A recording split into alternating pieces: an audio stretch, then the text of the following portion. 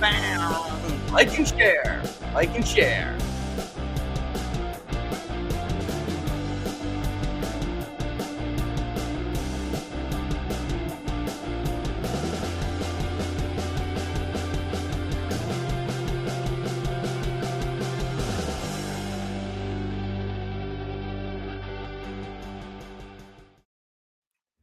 And welcome to Inside the Numbers on the Monday edition.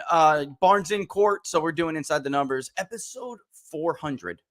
400 already. We got a lot to talk about already. It's been years. If you like the show, give it a thumbs up, give it a like, give it a subscribe. Don't forget to share it far and wide. All right. This is obviously the big news. The RFK is going to run as an independent. We will be polling this and polling it soon. I'm going to move the project up, of course, because as we can see, and I'll show you right here, where are we with the public polling project? Not quite there, but it is important that we do it. There already have been a couple of polls, which we're going to talk about. And when especially we see these kind of, conflicting polling data, although I don't think they conflict that much. I'm going to explain that to you in a second. I like, of course, to research it myself.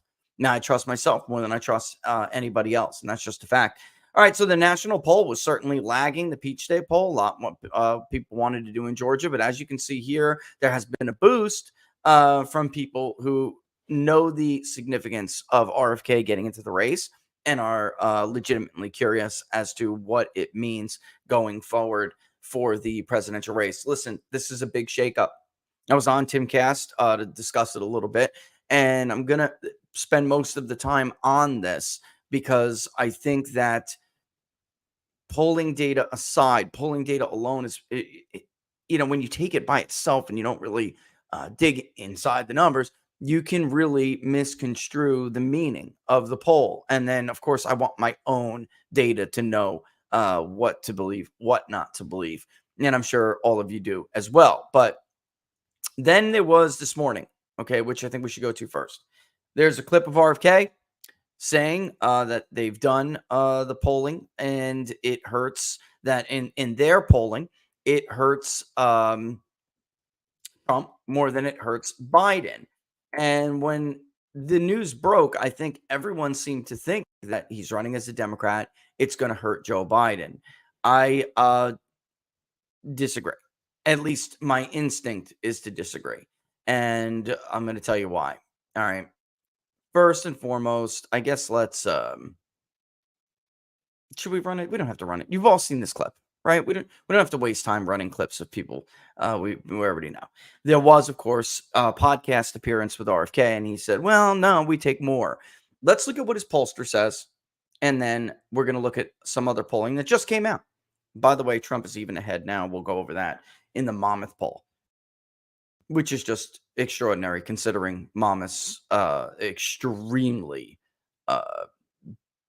anti-Trump bias, not only in national polling, but in state level polling.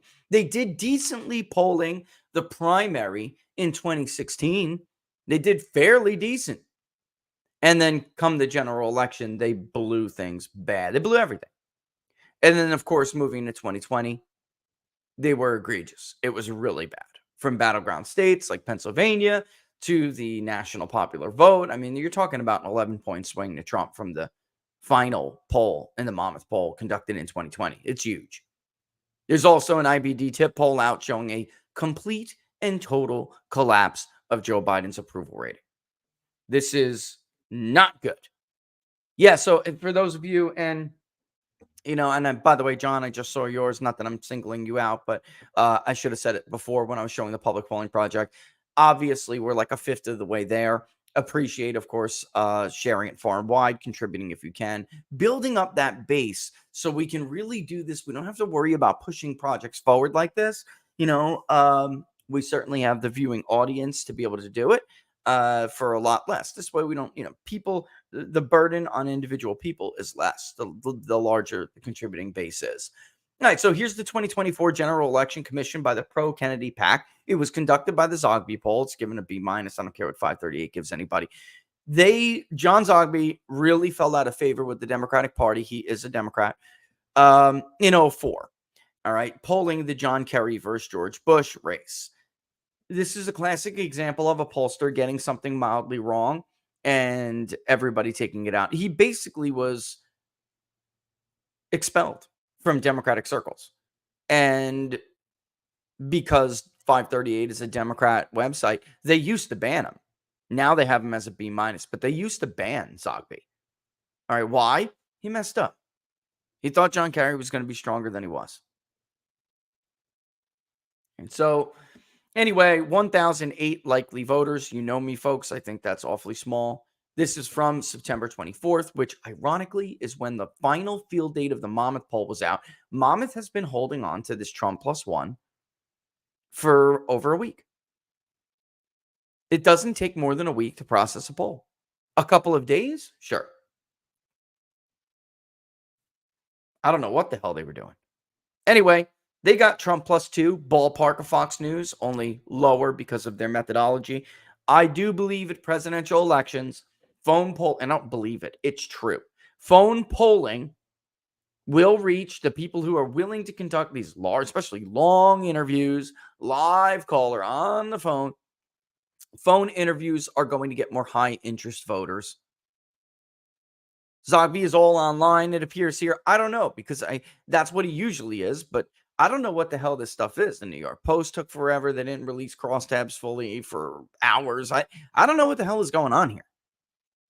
Maybe he doesn't want to put out. It's a private client poll. That's fine. I get it. Then that you should probably state that. But the polling memo's out there. It's not just them. This is a private client poll, so I get it. But others are just not. They're public polls, and they're not releasing adequate information. And that's true, by the way, of NBC, ABC. There was all these slew of polls that came out. We all know how Langer does it, but my God, you're going to drop a Trump +10. You better be ready with some detailed crosstabs. And it took 6 hours, 8 hours, more than that. All right, so they had Trump up by 2, 40 to 38. Online polling is going to catch more low propensity voters. That is just true, unless you are targeting them, but they do not like to stay on the phone. Now, with RFK mentioned, this is significant, and his polling memo is right if this is true. If this is true. With RFK named, so the generic independent candidate gets 17%. That's why I don't want to pick on, but there was a certain poll in 2022 that came out.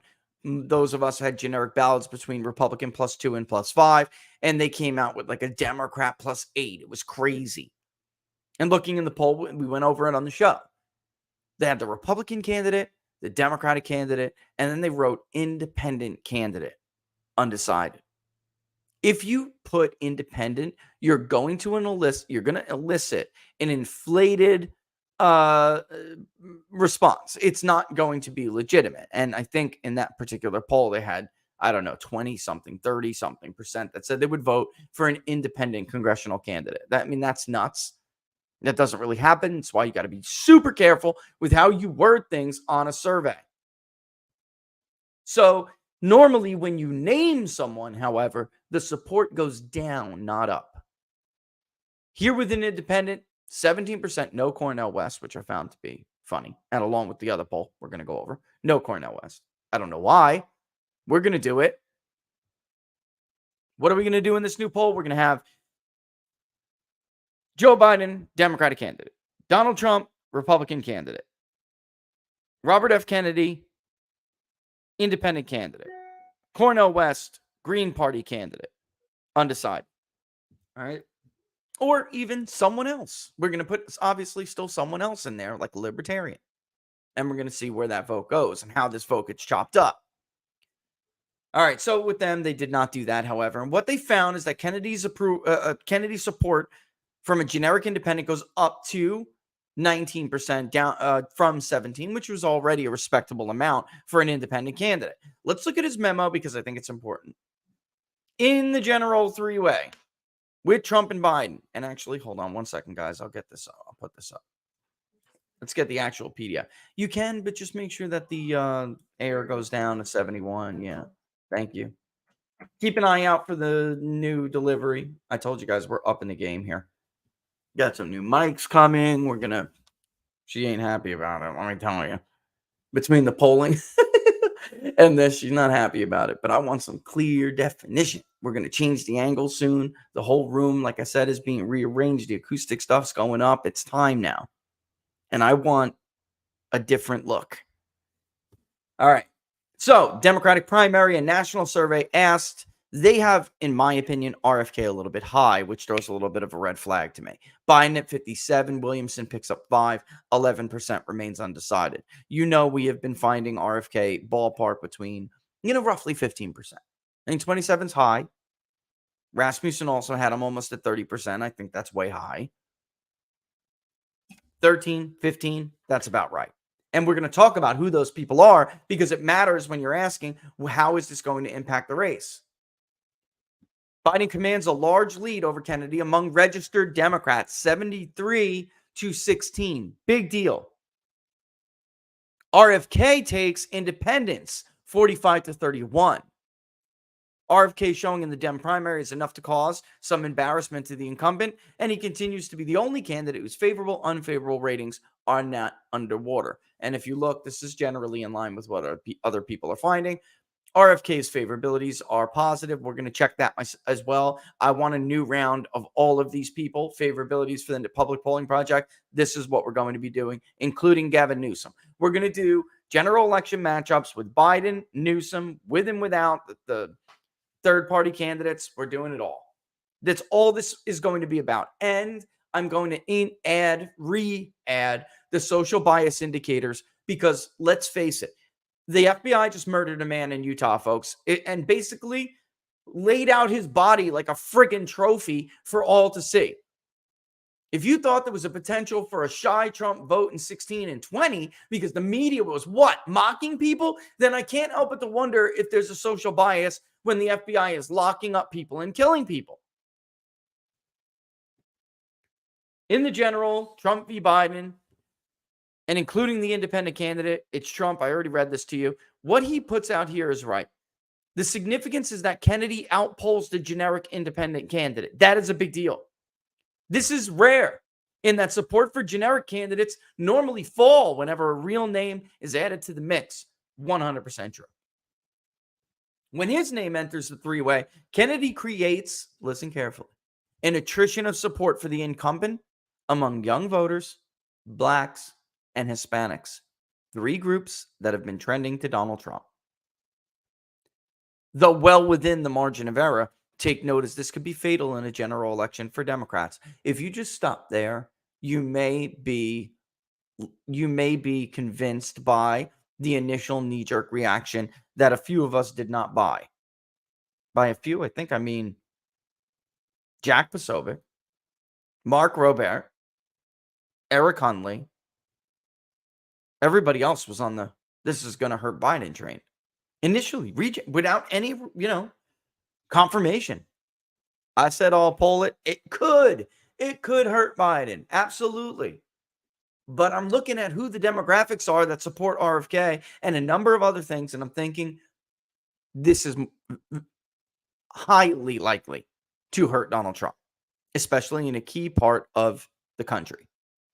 He also appears to be taking slightly more support in the general election away from Trump than from Biden. Well, what the hell does that mean? Those two statements don't really make sense now, do they? All right. RFK is plus, 7 in his favorability. Gavin Newsom is underwater, roughly where we found him. By the way, a lot of people just don't know who he is. Trump underwater 16, Biden underwater 18. Trump has been rebounding. DeSantis underwater 21. DeSantis has succeeded in doing nothing but making everybody hate him. He is disliked by everybody now, with the exception of less than a third of the electorate, and he was supposed to be the electable one. That's segment 3. The way to beat Trump still eludes these people. And Ron DeSantis went right down the damn rabbit hole. He went right down the rabbit hole. Instead of listening to critics who knew better than his $1 million consultants who can't poll worth the shit, he should have not attacked people and burned bridges, and then maybe he wouldn't be polling at like 8% now, wherever the hell he is. It's almost over for them soon. They're just sticking around hoping Donald Trump is locked up, hoping he's removed from the ballot. That's all they're doing. The campaign is one goalpost over another. It's frankly embarrassing. I'm over the influencer crowd. Good for you, Mike Cernovich, for slapping one of them last night. Folks, if people told you Q was real and like Mike Flynn was somehow sacrificing his freedom and his home, his family home that he served in the military for 30 plus years to be able to get that home. He sacrificed all that in some elaborate plot for Robert Mueller, who's really on Trump's side. Trust the plan. If you listen to idiots like that tell you nonsense like that and damage Trump badly, Cernovich, he didn't even get to that part. That damaged Trump's presidency. That kind of bull, because he needed his entire base to be on his side, not trusting some plan that was fabricated by grifters who lived off of GoFundMe or whatever the hell it was.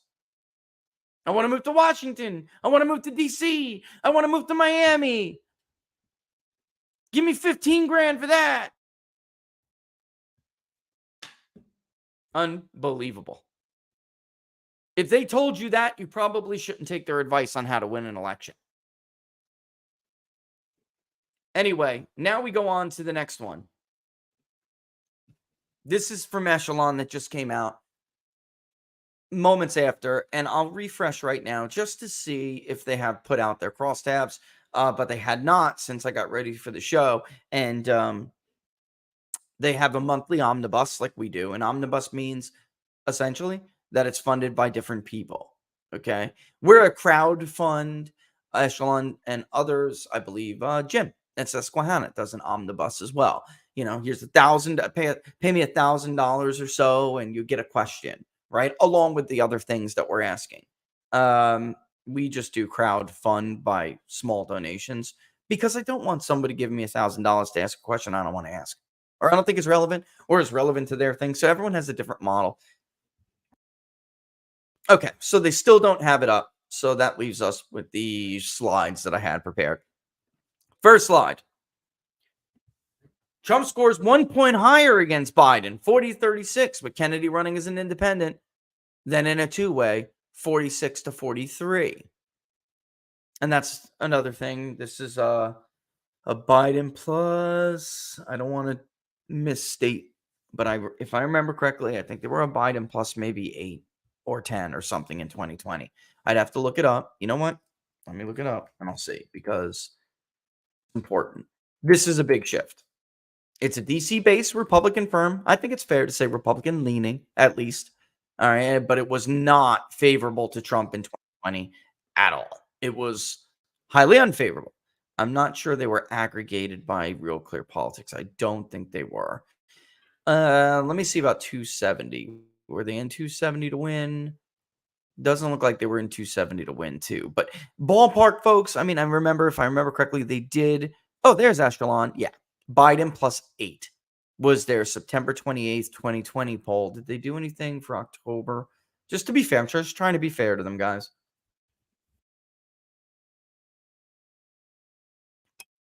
Biden plus 7, October 23rd. That's probably their final. Biden plus 7. It was Biden 51, Trump 44. So the fact that now they have Trump higher in that two-way is a big deal. In the four, when you start to put all, it's a part of me is like, yes, maybe we can get a late tracker again the way we had in 2016, because it was super cool. It was, with Johnson and Stein and Trump and Clinton up there. I never had a more fun time polling, and it was totally experimental. I know we were getting attacked constantly, and I just still had so much fun. The attacks were worth it, and I didn't care. And we polled it really well. Overstated Trump a little bit nationally, but basically nailed the battleground states. It was a lot of fun. All right. Biden versus Trump, Trump plus 3, right? And then you can see 11% there is a little shaky, right? And then 8% for Biden is a little shaky. And then Biden v. Kennedy v. Trump is Trump 40, Biden 36, Kennedy 14. But that doesn't tell the whole story. And in fact, that's why I really wanted to show you the crosstabs, because I'm going through my own crosstabs and something jumps out at me immediately. In a very close election, which elections are won on the margin, folks. You're talking about Trump winning by 80 something thousand in 16. He lost by 40,000 plus, a little over 40,000 in 2020. Elections in this country, presidential elections, are won on the margins. He would not have won Michigan without Bernie Sanders being screwed by the DNC, disaffected voters voting for Donald Trump. Michelle, I'll never forget you. Michelle from Lansing Hills, I will never forget you. Michelle is why Donald Trump won Michigan in 2016. I voted for Bernie, but I'm voting for Donald Trump in a general. I'm not voting for that woman. Why? Trade. Immigration. His mindset that the system is rigged against the little guy. He was a populist. Well, the same goes here. 30+% in all of the polls we conducted, no less than 32% of RFK's voters nationally and in different states told us that they would vote for Donald Trump if RFK was not the Democratic nominee. But as an independent in the field, I'm not sure Trump is going to be able to peel away that vote from him. And he needs that vote. Maybe not all of them. Maybe let's say 33% said that, right? Maybe 11% end up saying to themselves, it's only going to be Biden or Trump. As much as I like RFK, I'm not throwing my vote away. So I'm going with Trump. That's only a third of what Trump could have pulled away from disaffected RFK voters. And who are these people? And I'm going to show you in the next slide. This is very consistent what we have found, even though they're reporting it a different way, a wrong way. Where and who supported RFK? Not the Northeast, despite him being a Kennedy. It was not what everyone expected. It was not the white progressives in the Northeast. No, no, no. It wasn't progressives at all. Robert F. Kennedy gets no liberal support, no progressive support. He wins orphaned, conservative, Democratic-leaning independents and moderates. And he wins them in the Midwest, and he wins them in the South. Not good for a state like Georgia. Not good even maybe for North Carolina. Although I think Trump he's just gotten very popular in North Carolina. In his hindsight, post-presidency, he's crushing North Carolina. I just cannot believe the presence of RFK in a race evaporates 7 points. It may, I don't know. I hate making assumptions until I actually pull something. I don't know. But I'll tell you what, in Michigan, this is a problem. Likely to be a problem. In Wisconsin, likely to be a problem. Think Sauk County. Problem. Pennsylvania or Michigan. Think Macomb. Monroe. Saginaw. Problems. Door County. Eastern Wisconsin. Problem. Pennsylvania. Erie. Problem. Now, let's look at the next slide to look at why. Kennedy takes 17% from Democratic-leaning voters, only 11% from Republican-leaning voters. Well, that sure sounds good to Trump, doesn't it? If you only look at column 1 and column 3, column 2 in the middle is a problem. Trump is winning that true independent vote. I've told you guys a lot. 8 to 12%. That's all that's ever really persuadable in this country, folks. And I'll say 7 to 12%. Most independents who say they're independent, in fact, lean one way or the other. Only about a third of a third, 11% is you can rough estimate it. They have 8 here. That's totally acceptable. Only about a third of a third are true independents. What do I mean by that? About a third of the country will say they're independent. Monmouth, by the way, your party weight is ridiculous. You did not want to come out with a Trump +5. So Patrick Murray put his thumb on the scale, and waited for party in the most ridiculous way. I'm going to show you in a second. ABC News, by the way, did not. But anyway, look at the true independent column at 8%. Trump wins them against Biden by 10 points. Very consistent, but what we have been seeing with the true independent. Donald Trump with Kennedy in the race. Biden goes nowhere. Biden doesn't lose a single vote, single percentage point with Kennedy in the race among true independents. Wisconsin, big deal. Pennsylvania, there's not that many of them, but it will still be a big deal if Republicans don't significantly outvote Democrats. It's Trump who loses all of that vote. Some of the undecided comes over, but 13% of that comes from Trump's 34. And then another 5 who say they were undecided go to Kennedy. 5% of the true independents who, when asked about Trump v. Biden, who said they were undecided. I don't know. I'm unsure. I don't know who I'd pick between the two. 5% of them go to RFK. The other 13% comes from Donald Trump. You getting this now? I'll poll it. We'll find out. We'll see for ourselves. I only believe my own polling. But I'll tell you this, folks. If you look at Kennedy's vote, where it comes from, who he's been attracting, he has had a very difficult time attracting traditional Republican constituencies.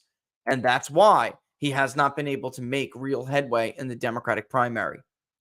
He can't until he is able to crack into Joe Biden's core base. Zogby's saying he's taking some black voters, he's taking some Hispanic voters, he's taking some younger voters. That's funny. We really didn't see that. Spencer Kimball at Emerson, he has not seen that. Rasmussen did something a little bit different. That's true. What the hell is my archive? So he's something. So he's something. I'm waiting for my data wrapper archive here. Here we go. Is this the last national we did? I believe it is. Yep. See, it's time for another national. It's been a month. It's been a little over a month. It's time for another national. And let's take a look at that before we go anywhere else, okay? Let me stop the share.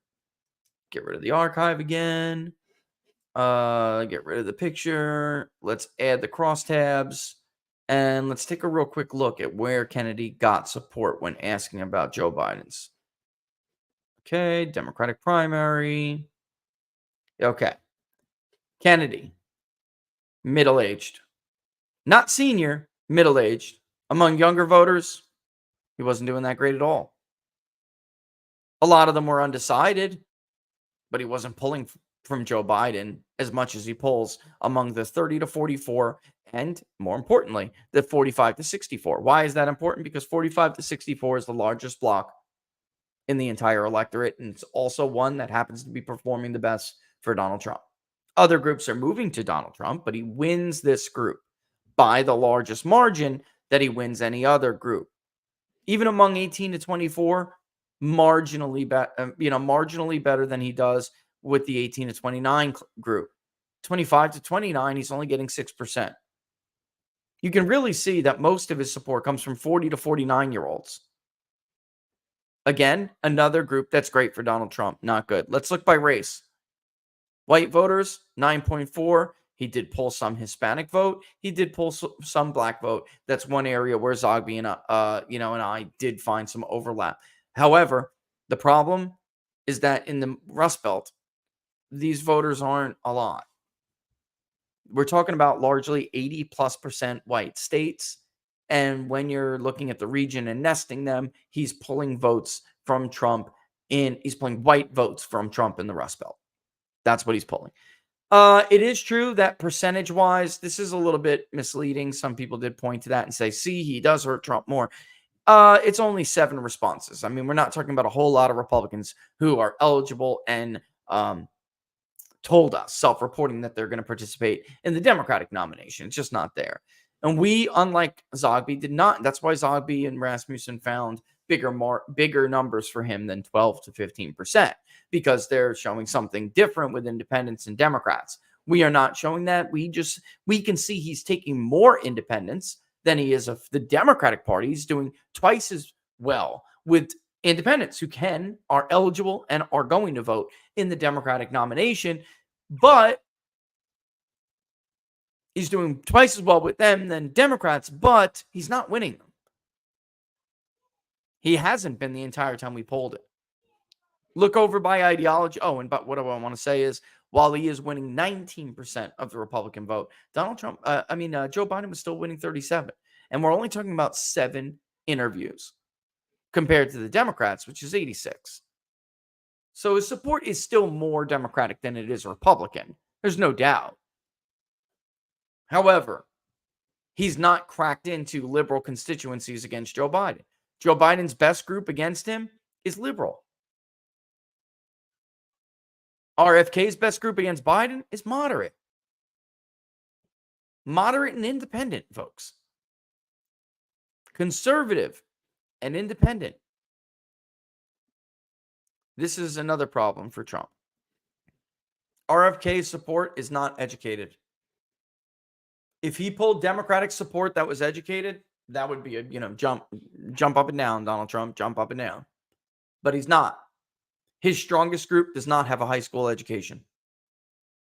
Has a high school education or less. Excuse me.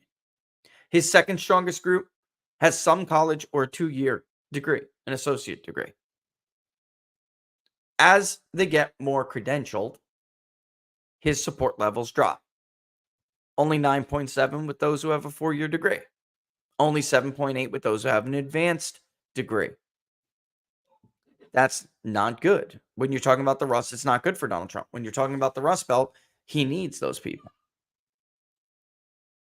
We've been talking a lot about how those who are employed part-time, who are not employed at all, and quit looking, those who are disabled, people who have given up on the American dream, those are Democrat constituencies, and Donald Trump has been doing extraordinarily well with these groups. Way better than he did in 16 and 20. They look back and they say, Trump was a better president. I want Trump back. Those are RFK's best groups. Employed part-time, 16%. Employed not looking, 21%. Disabled, 16%.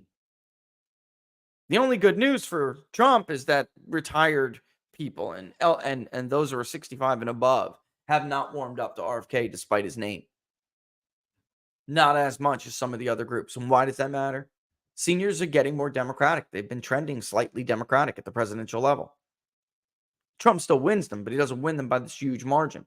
The 45 to 64-year-old, by the way, the New York Times poll had it Biden +2 or something, or Trump +2 or something.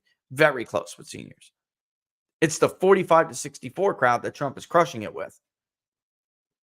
That's the only bright spot I could see here. Is he taking away union members for Joe Biden? Nope. He's taking away non-union Democratic voters. Private sector, twice as much as a public sector among those who are union households, who he even appeals to. And, on the marriage and stuff like that, I'm really trying to get to area here, okay? Catholic, he's pulling 13% of the Catholic vote from Joe Biden in the Democratic nomination. No Jewish. Why does that matter? They're super liberal. Another religion, 20%. Again, a group that Donald Trump is now doing much better with than he has in the past. He does better with evangelical voters than he does with non-evangelical voters. You're starting to get the picture here. Protestant is one of his best. Outside of another religion, even though he's Catholic, Protestants are actually his strongest group, slightly stronger than Catholics. Evangelicals by race, almost nothing white. It's all white evangelical. Area, urban, 9%. That's it. He's pulling from the suburbs, as you can clearly see. He will pull some from rural America, too. There's just no doubt. Bernie did it, too, in 16. Bernie's coalition in 16 was not the coalition he had in 2020, because he had forsaken those voters and they went over to Donald Trump. They said, the hell with Bernie Sanders. He's a fraud. I'm going to Donald Trump. In 2016, it was a rural coalition. Rural, maybe some of the intellectuals in the urban area, but not many. Hillary won them. Hillary won Philadelphia. Hillary won Cuyahoga. That's how Bernie caused what is one of, if not the biggest, polling misses in the history of primary polling when he won the state of Michigan. He did it on working suburbs and rural votes. Those people who were disaffected by the DNC rigging the primary against him were key to Trump winning in Michigan in 2016.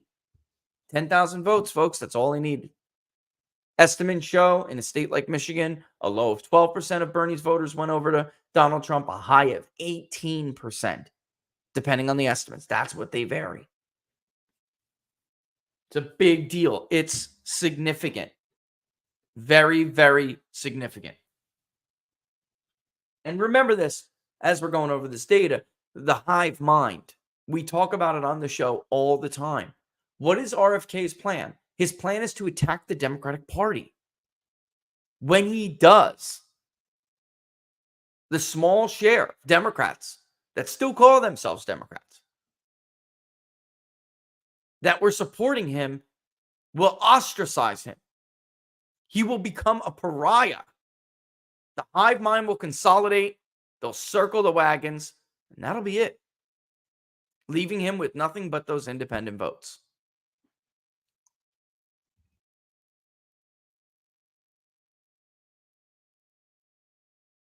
And yeah, right. You know, like the Chris Christie Republican or the now Ron DeSantis Republican. I know it doesn't make a lot of sense to you folks, but understand. He had spokesmen and women and surrogates and supporters on Twitter for weeks calling Donald Trump a pro-choice rhino. Those very same people are now saying they'll vote for RFK if DeSantis loses to Trump, which he lost. He's lost. This is over. DeSantis has lost. He's not going to change the minds of these people. Not only that, he hurt himself. His negatives are so bad because he killed himself with his own party.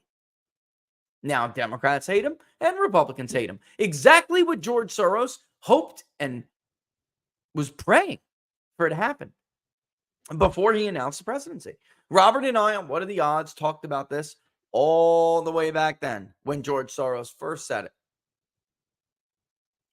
You may call George Soros whatever you want, but he knows the Republican establishment mind. He knows how the consultant class works. He knows how to beat them. He knew that DeSantis, led by Jeff Rowe and on a leash, was going to walk right into that buzzsaw. He knew it, Laura. He knew it. I'm not going to go pull the clip up from that damn episode. Everybody knows what I'm talking about. Almost everybody. And Barnes and I lamented it. In the Northeast, as you can see, that is his second weakest region, along with the West.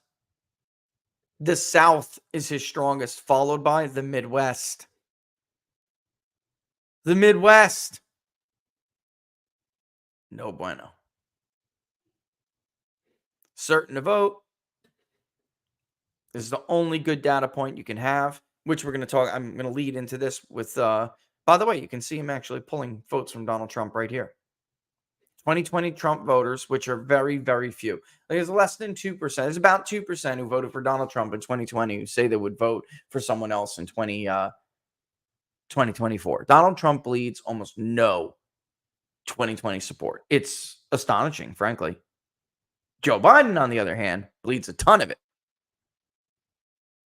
But as you can see, as a share, he's actually taking more of Trump voters than he is of Biden's. Now, as a share. As far as raw votes go, he takes about a little less than 9 times. About 8.4 or something times the vote from people who are disaffected with Biden. What it'll do in a general election. If it means potentially throwing the election at Donald Trump, what do you think these people are going to do? All right. With that in mind, let's go to the Monmouth poll, because this is part of it. What's at play here too. Okay.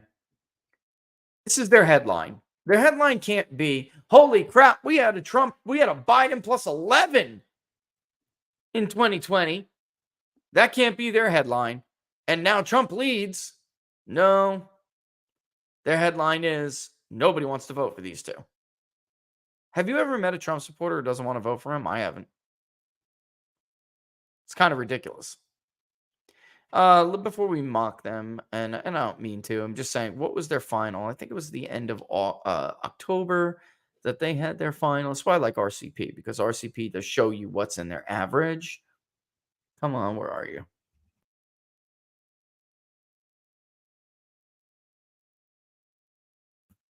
The hell?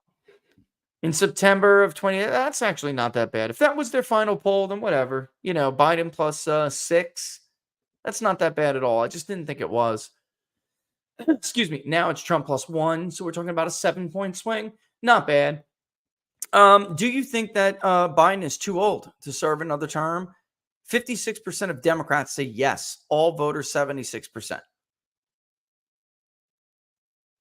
It's incredible to me that there are more Democrats who say that Trump is too old.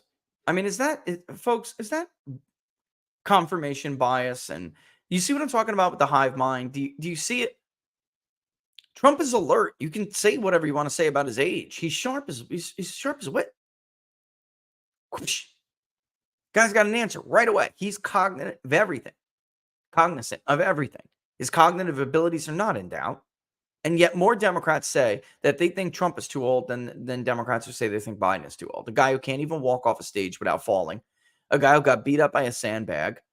A guy who stuttered. Did you hear the speech with Mark Milley? His farewell to Mark Milley? Did anybody understand what he was saying? 3.5 minutes I listened to, and I couldn't understand a single coherent sentence. But that's the hive mind. So let's actually read this. And by the way, let me just warn you, Patrick can't get through a press release without injecting his bias. He can't, Laura. It's impossible. The guy's been doing it for years. I'll be stunned if he does it now. Why start? Murphy plus 11. There is not a lot of enthusiasm for either President Joe Biden or former President Donald Trump. We did not find that. Neither did NBC News. Steve Kornacki went on a tangent saying, look at how much more enthusiastic Republicans are to vote for Donald Trump than for Joe Biden. Here's why. Black and Hispanics, young people, key groups that are demographic groups, don't want to vote for Joe Biden. Did a whole segment on it. ABC did the same thing. Fox News, same thing. 30-something point enthusiasm gap. It was huge. There's not a lot of enthusiasm, Patrick says, for either becoming the major party nominees in 24. American voters are much more likely to see Biden as too old than to say the same about Trump. Overall, less than half think that about Trump. Strongly agree only a quarter. More than a majority strongly agree that Biden is too old. That's a major problem.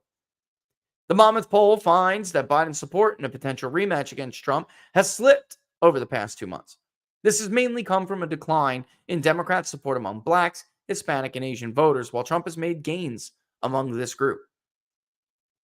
Wait, I've been told by DeSantis' pollster, paid for by RonDeSantis.com, that this is all a mirage. Water break.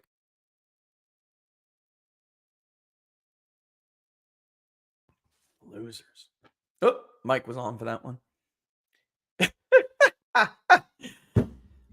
The poll also finds differing views of Trump's current legal woes and the impeachment inquiry into Biden. However, both, along with Hunter Biden's court case, factor into the outlook for a potential rematch. By the way, have you ever noticed that nobody says, if Trump is convicted of a felony and Joe Biden is impeached for bribery, then who would you vote for? Notice it's always, what if Trump is convicted and gets a felony? You should worry about that more, Kevin McCarthy. 3/4 of American voters think that Biden. So we've been through this. These two men were born only 3.5 years apart, but the public perceptions of their age are wildly different. There you go. There's Patrick. He can't help himself. I told you, he cannot help himself. As if Patrick doesn't know that Joe Biden can't walk. This is certainly one of the reasons, but probably not the only reason, why there is little voter enthusiasm for seeing a rematch of 2020 among partisan loyalists. Yep, they are partisan loyalists. Does 37% express enthusiasm about the possibility of voting for Trump being the nominee? Okay, then why is he at 60+% in your own poll? And 32% are enthusiastic about Biden getting the nod. Majorities are not at all enthusiastic about either. Well, among a general electorate, I could see that with independents. But Trump is way ahead with independents on enthusiasm. Way ahead. Almost 20 points. 8 in 10 Republicans and just under 7 in 10 Democrats say they're enthusiastic about their front runner. So there is a disparity there. Just Laura, 80% of Republicans are enthusiastic about voting for Trump. Just 80%? A year before the election?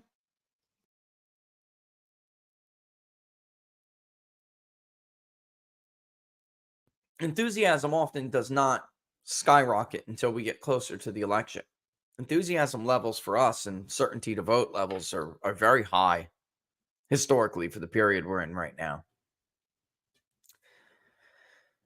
So just over 4 in 10 registered voters say they will definitely or probably vote for the Democratic incumbent, and a similar number say that they'll support the Republican. Let me ask you, Laura, would they report this if Biden was ahead slightly? Would they report it like that? No way. They would say Biden has a small but very clear advantage, right? His voters are enthusiastic. Yeah, right. They would say something like nearly outside the margin of error, even though they're like 2/3 off. You all know it. All right, so there you have it. Trump's support ticked up from 40 to 43. Biden's went down from 47 to 42. And his decline is mainly due to a slip among Black, Latino, and Asian voters from 63% to just 47% now. Again, the unskew the polls 2.0 people, we're still talking about, quote, low quality polls. It's so funny how this low quality pollster keeps outperforming and leading the trends of the high quality pollsters. This low quality pollster is a month ahead of everybody. Just in DC a couple of days ago, joking with someone that on Real Clear Politics, there should be a line indicating in their trend when we have poll results.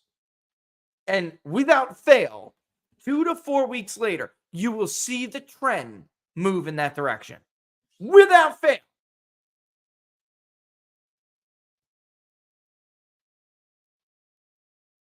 By the way, speaking of which, I forgot about that. I'm not ready to make that announcement yet, but I do have an announcement to make. It's pretty cool. Just not yet. I just remembered it by stating it. Anyway, Trump has picked up about half of that number, going from 23% among voters of color to 33% now. Which means, folks, he is well within the 40s with Hispanics. Probably ballpark around 20 with blacks. In fact, let's, do you have your crosstabs? Here we go. I'm scrolling ahead. We'll come back. I'm just curious.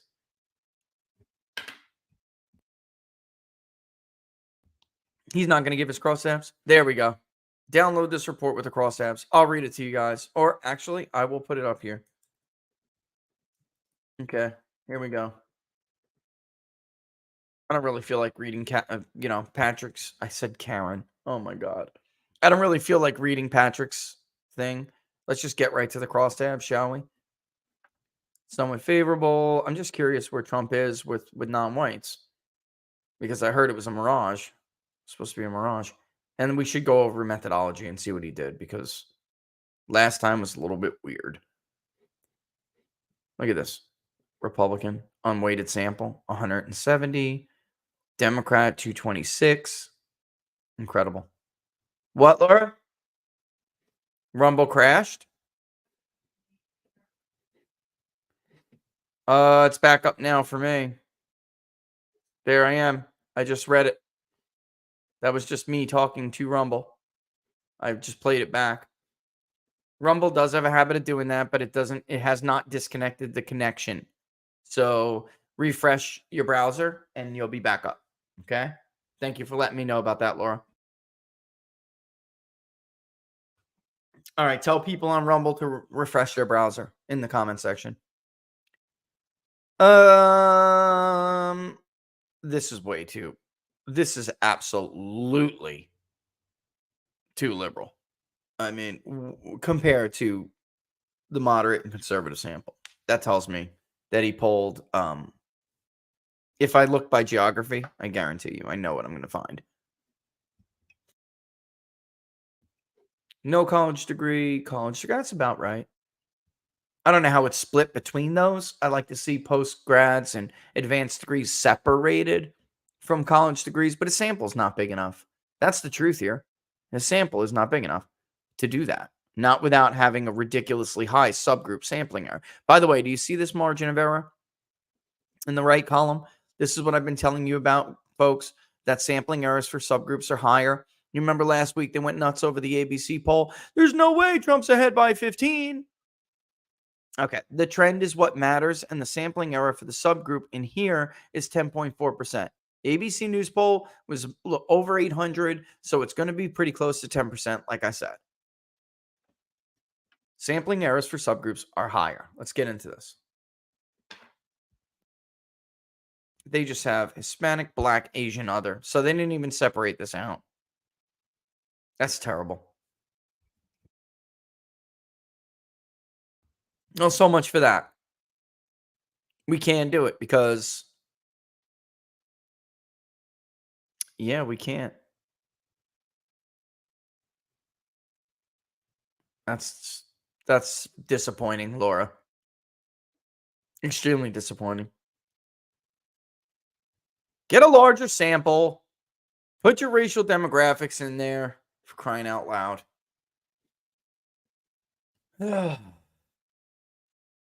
Magoose. It will go to the general fund. Okay, which is yes. So that is the national. It will go to the national general fund. So let's say if you sign up to contribute every month and you sign up today, in 30 days when it goes to do another donation, which will be automatic, just make sure you're all right with that, okay? If you sign up for a monthly donation, it's going to automatically deduct it. Just make sure you're cool with that. It will go to the general fund. So then when we have to start a new form, for instance, it will still be applicable to that particular poll. So that's how I always decide how much did we underraise, overraise from the prior month and adjust, for the new form, the new crowdfunding campaign. Same fund. That's a really good question. Now, if you did it to the Georgia thing, it would go to a different state. All right, I haven't set it up like that yet, but somebody else had done that, and then it will, for now, the way it's set up, it'll just keep going to Georgia. And I did move it to the general fund. That's right, I did. That's right. Never mind. It will go to the next state. It'll go to the general fund, but I will be calculating how much to apply to it, and it will just go right to that next individual state. And also, yeah, we're going to, whether it's Georgia or national, yeah, people said, are you going to include West? Would you include RFK? We'll do both. We'll do both in Georgia as well. Absolutely. Because I want to poll a race that exists, guys. That's real. Some of these people are just polling things that aren't real. They're not, they're hypotheticals that are never going to happen. All right, I can get rid of the zombie. I'm trying to just clear some stuff out. It's almost time to go to break, which is a little bit crazy. Already an hour through. And I wanted to we had other things that we were going to talk about. This will be a little bit shorter because we did have other things that we wanted to talk about. That was for what are the odds? And basically just taking the political stuff from here and moving it over. The other stuff was law stuff. Trump's thing this morning, his court appearance, that picture, which I mean, I'll show you guys when I come back from the break anyway. I mean, just was insane the way Letitia James is looking at this man. Like, this is mental illness is a big problem in this country. And the woman sitting next to Letitia James is looking at her like, what the hell is wrong with this lady? It's crazy, folks. We're in a bad spot. I mean, this Office of Gun Safety nonsense. Gun deaths overwhelmingly in this country come from suicide. We're killing ourselves. Banning guns will not stop that. But it'll allow them to claim that gun violence is on the decline. Even though it's not really true. They're just going to find another way to kill themselves. They're going to go in the car, in the garage, get the hose, put it to the damn tailpipe. They'll get their belt. They'll go in the basement, hang from a rafter. Mental illness is the problem. And unfortunately, I think it's only now that Americans are starting to realize the halls of Congress, the halls of power in general, are not exempt from this. In many ways, these are the sickest SOBs out there. I was in a rush and I pulled the fire alarm. No, you weren't. You're a sick SOB who was trying to disrupt a proceeding that you didn't like. Your brain never fully matured. You were not raised properly. And you pulled the fire alarm. And you think so low and so little of everybody in this country. You think a BS lie like that, even with Manu Raji or from CNN or everyone else. I mean, MSNBC actually put up his press release as an explanation. They tried to sell that.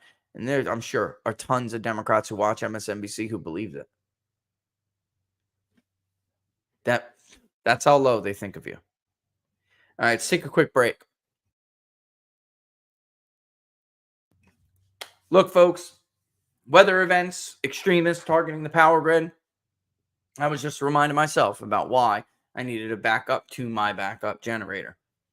Same reason, mine's natural gas, but this is why you need a solar generator as well. The Patriot Power Generator 2000X is portable, now stackable, by the way, but it's solar, portable, and strong enough to power your phones, medical devices for you and your loved ones, hell, even your appliances like your refrigerator. And right now you can go on and get one at 4Patriots. If you go to 4patriots.com, use the promo code TPP10 at checkout. They have great deals you can stack with that code to save yourself a ton of money. And again, they are stackable. You can make them even more, even stronger now, get more resources, more power. It's incredible. It's really cool. Again, 4patriots.com, use the promo code TPP10. This promo code is for your first purchase only. It'll work on anything, but make sure it counts. If you're going to use it, make sure you save a decent amount of money with it. The Patriot Power Generator 2000X bundle deal they got going on right now is perfect example. All right. And, thanks to 4Patriots. Laura and I love 4Patriots. We would not bring up or ask, we would not bring up, this show is not going to sell ads for the sake of selling ads and making money. If we have a sponsor on the show, rest assured Laura and I have purchased and use their products. Like Jam and Bean. Our friends over at Jam and Bean. Made in Michigan. Patriots. One of those rare heroes of the COVID pandemic. Not politicians, people. And they also happen to be incredible at the art and the trade of roasting gourmet, delicious coffee that is affordable. It's gourmet and it's delicious, period. But they also happen to make it affordable. Same thing goes for their popcorn. Same thing goes from their new, by the way, freeze-dried candy, which is awesome. Much cheaper than the bag that I went to go get at the gas station thing, Laura. Holy crap. And their maple syrup, which is a lighter Michigan syrup. It's all delicious. We'd love to hear your feedback. If you're a tea lover, by the way, which I normally am not, as Laura will tell you, there's a few that I love. Four Patriots makes delicious tea. I remember when I was sick, Laura busted one of those puppies open, and it was exactly what I needed. No matter if you're a K-cup person because you're in a rush like I am sometimes, or when you have the time, you like to sit down and grind your own to brew, freshly roasted, sealed away, ready for you to just open up and smell the deliciousness. They have it all. If you use the promo code TPP40 on a new subscription on Jam and Bean, you'll get 40% off that new subscription right then and there. Plus, you're still going to get 10% off every month when it renews. Again, jamandbean.com. Use the promo code TPP40 at checkout.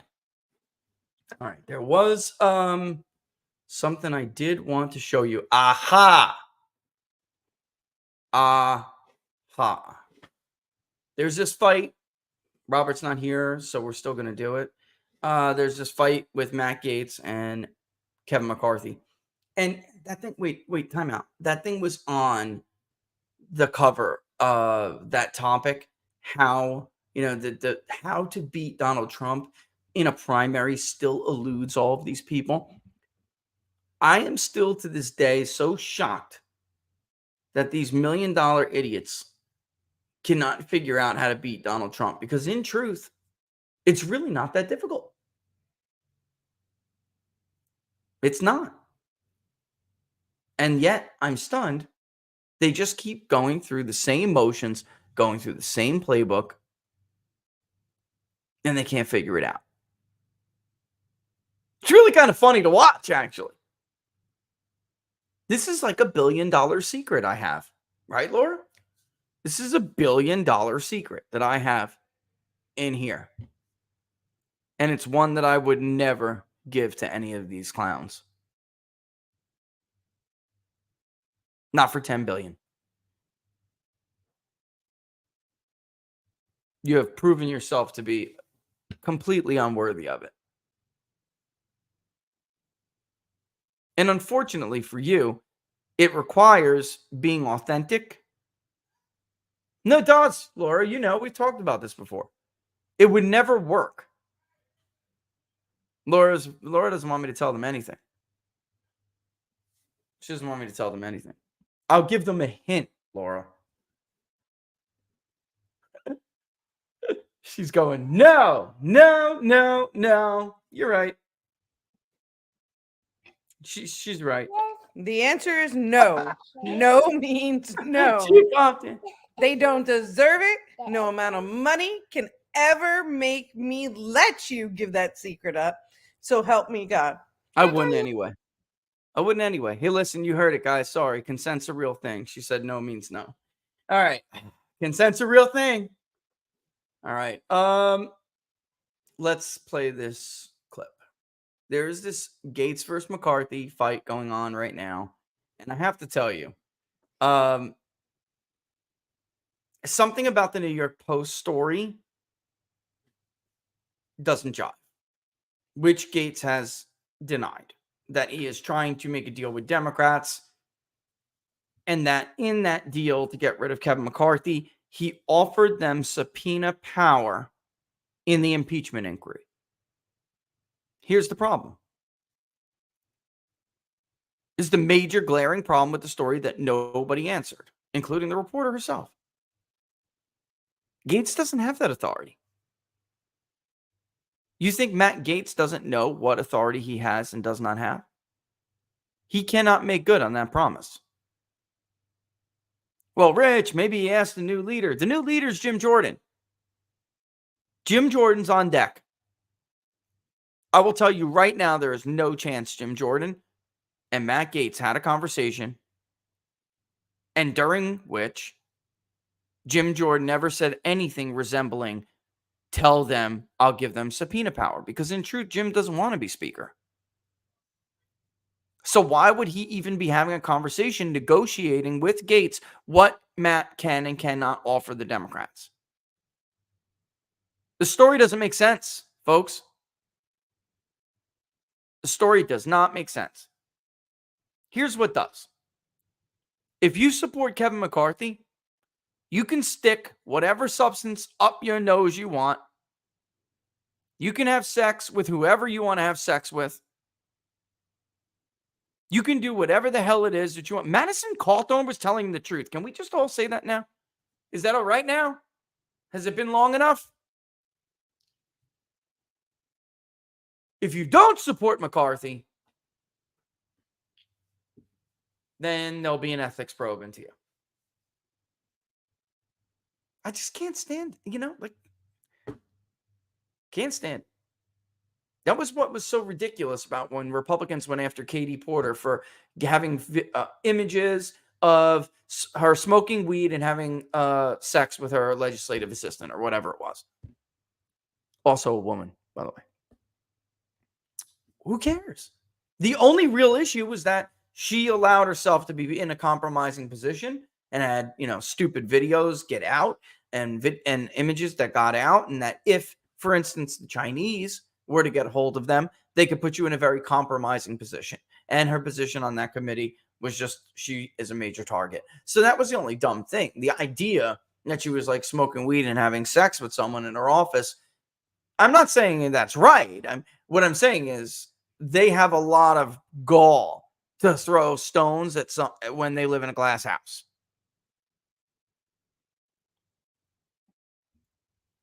Debauchery is the word for Washington, D.C. It's the word Owen used the other day during book club. There was a word he used too. Decadence. That's the word he used. Decadence. They have some nerve. Mark Levin goes on a tantrum. This guy's a traitor to work with Democrats. Really? Okay. All right, Mark. Let's listen to the House Speaker, who he said is conservative and Matt Gaetz is not. Okay. Let's listen to the good Speaker of the House. And you tell me what you hear. What you said. Just to clarify what you said, are you saying that you will not cut a deal with Democrats in order to stay Speaker? Look, I think this is about the institution. I think it's too important. So anytime that somebody has an ethics complaint and they can't get the way they want about it, they want to roll up and the inside's going to part with 5 people and decide that. I don't think that's good for the House. I believe Nancy Pelosi for the last 2 speakers has always came in and said, this isn't good for the House. I have to correct it. So are you going to change? If you end up having this motion to vacate, if you win on a motion to vacate, do you think that silences this block of people who held up the floor, frustrated their conference? I mean, do you kind of want? Who cares about that answer? Let's go back again, because unless I'm mistaken, I didn't hear him say no. See, Kevin McCarthy is covered with the same slime that Gavin Newsom is covered with. That all, apparently, leaders from California are covered with. The politician slime, where they make themselves slippery to weasel their way out of any tight jam. That, ladies and gentlemen, is called misdirection. Will you work with Democrats to keep your seat? It's a yes or no answer. Instead, he drifts off into Neverland about how important the institution is. And oh, by the way, Nancy Pelosi, I agree with her. And then takes a jab at Gaetz over the ethics investigation. Matt Gaetz has been under ethics investigations the entire time he's been in Congress, basically, ladies and gentlemen. Democrats opened them when they had the House. They've never been closed, despite not finding anything. Never. Oh, this is if an individual doesn't like the what's going on with the ethics complaints. It's really about an institution. Okay, Manu, it's about the institution. The institution is just so important. And Nancy Pelosi agrees with me. Okay. Then Mark Levin and others, and the New York Post, relies on the statement of a Democrat who claims to have had this conversation with Matt Gaetz, when in fact it sounds like the very same conversation that he was having with her about not passing the continuing resolution, not saving McCarthy on the shutdown. Republicans got rolled again. They're promising, they're like, people like Mark Levin are complaining, you didn't get these cuts, this $8 billion in cuts, this 8%. It's such a joke. It's not even funny. It's nothing. You were not allowed to, you were not elected to slow and manage the decline. You were elected to prevent it. And I got to say, I don't know what Glenn Beck's been eating lately, but he seems to be, he took his face out of the Cheeto bowl. Let me put it that way. He's obviously better he's hearing and seeing a lot better since his ears and his eyes haven't been clogged up with Cheetos. They don't do anything. What do you stand for if you cave on the real fights? He's right. He's like, Americans don't know what Republicans stand for. And this is why Donald Trump is such an advantage over everybody else and why he gets votes nobody else can possibly dream of getting. Because the voter looks at him differently. They look at these guys and they're like, who are they? What do they stand for? They're not willing to go to the mat over anything. Ted Cruz gets elected, telling his constituents, I will do everything in my power, including shut down the government, to stop Obamacare. Because once it gets implemented, it's like heroin. It's like any other drug. The public gets addicted. So I will do everything in my power to stop it. He wins, and he wins overwhelmingly. He beats the establishment's candidate, crushes him in the primary, goes to Congress, goes to Washington, D.C., fights Mitch McConnell, shuts the government down. They all hate his guts. They're running smears about him in Politico. They're running smears about him in Murdoch, Inc. They're running smears about him in the Washington Post. Everything you're seeing with Matt Gaetz right now. We're going to lose 2014 because of this idiot. Every time the government gets shut down, Republicans get blamed. No, the president gets blamed. Republicans go on to win a big midterm victory. Despite all the doom and gloom predictions that they were going to be crushed because Ted Cruz had the audacity to go to Washington, D.C. and keep his friggin' promise. When did Republicans really get crushed? When they failed to keep their 7-year campaign promise to repeal Obamacare. They could have replaced it with something. No American voter would have known the difference. Obamacare sucks. Premiums have gone through the roof. Coverage blows. It prevents people, frankly, like me. I own a business. I'm a veteran. I'm not allowed to get my own private insurance. I'm at the mercy of the VA, which also sucks again now. For those of you who are veterans, you know what I'm talking about. Since Trump left office, how's your community care? Those of you who have community care. Since Donald Trump left office, how is your community care? Were you forced to get reauthorization every 3 and 6 months under Donald Trump? Nope. Did you have all these billing scams? Nope. Did it take you 3 months to get that reauthorization? Nope. Americans would have taken that skinny repeal and ran with it. Nobody would have been none the wiser. It would have had a better system, frankly, than this system, which sucks. So if you're not willing to stand up for that, if you're not willing to stand up to stop the invasion at the southern border, it's an invasion. Did you guys watch Elon Musk talking to those gentlemen? That's not immigration. That's an invasion. Even Democrats know that now. Even Democrat mayors of urban inner cities are now calling it an invasion, an unsustainable one. They did nothing. What, Chip Roy's stupid amendment? That's nothing. It's going to do nothing. We have enough laws right now. They won't enforce them. You make them enforce them with the power of the purse. I don't want to name any names here, but there were a lot of so-called conservatives and Trumpers. A lot of them are not now. They took the money. Rich, I just want to call you and tell you kind of what my thinking is. Why am I supporting Kevin McCarthy? And I got this explicit promise from him. And if he doesn't do it, then I'll be the first one to criticize him. You're all full of shit. Your red line was immigration. Your red line was the debt. This one's red line was politicization of the Justice Department. You're all full of crap.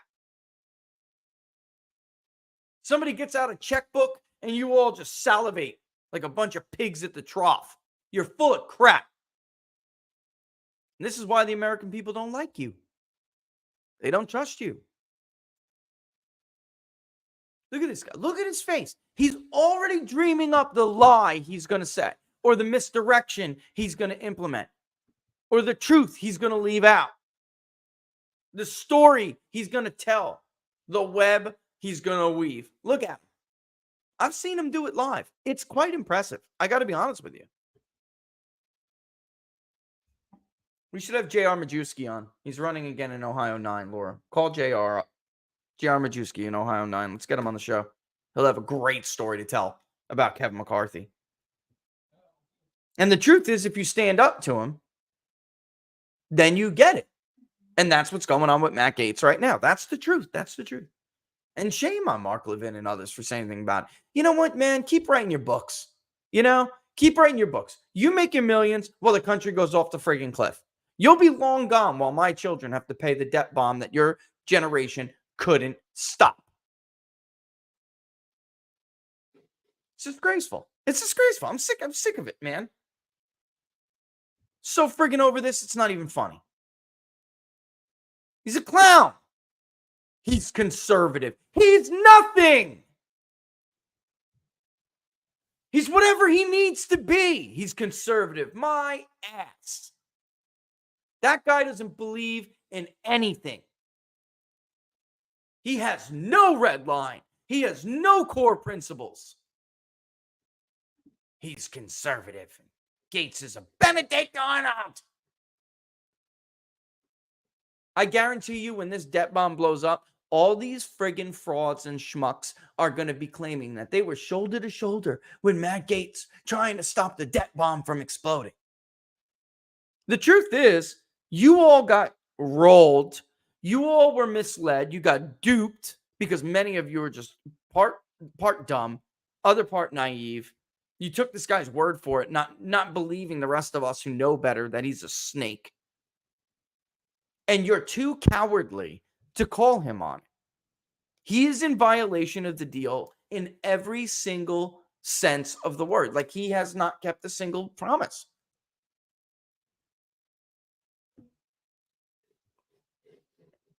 Listen carefully. Clarify what you said. Just to clarify what you said, are you saying that you will not cut a deal with Democrats in order to stay Speaker? Look, I think this is about the institution. It's about the institution. Sounds like a Democrat, doesn't it? We can't tell you who the whistleblowers are that are faking all this talk about Ukraine. It's about the institution, okay? Bill Barr. Are you going to go get those criminals for the seditious conspiracy that they wait? It's about the institution, okay? We don't need any institutionalists in this country right now. We need restorationists. We're a failing superpower. We are currently declining at like a 5 times rate than the Roman Empire. At least they held their nose above water for 800 years. We're crashing and burning in under 3. Just to clarify what you said, are you saying that you will not cut a deal with Democrats in order to stay Speaker? Look, I think this is about the institution. I think it's too important. So anytime that somebody has an ethics, Too important, okay? It's too important. We can't have some guy who's just mad because there's an ethics complaint against him. It's too important. What a load of crap. Your grift to Ukraine is too important, okay? Money laundering scheme. Book club the other day, we were reading, we still are, the emerging Republican majority, talking about how Republicans were able to win back some of the establishmentarians and the Northeast financial power centers and the big donors. And we're talking about this just yesterday. How did they do it? Well, it was Eisenhower, Rich. He was so popular. No, he was a moderate. The Marshall Plan. Too much money in London. Too much money to be made rebuilding Europe. Why didn't they care about Poland? Why didn't they care about anything east of West Germany? Money. Patton, God bless him, before the accident, he was the world's biggest pain in the ass for them. Why? The men loved him. People loved him at home. And he said, this is bull. This is bull. We need to go further into Russia because the minute we don't, the curtain's coming down and all of those people we so-called liberated are going to be living under a new tyrant that you're calling Uncle Joe. You have greatly crossed America credibility around within these people, which we still don't have to this day. To this day.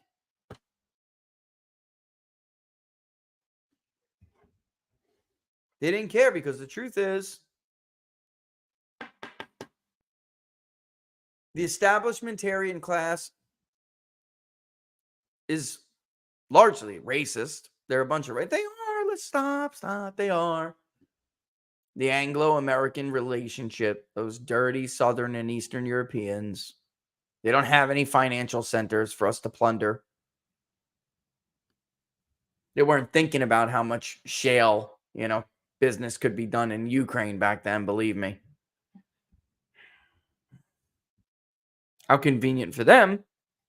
Patton wasn't around to be a problem for Eisenhower later. But that's how they were able to win back shares in places like, Vermont was their last stronghold in the Northeast, or one of their strongest ones anyway, until the New Deal coalition started pulling away the non-Yankee Northeast.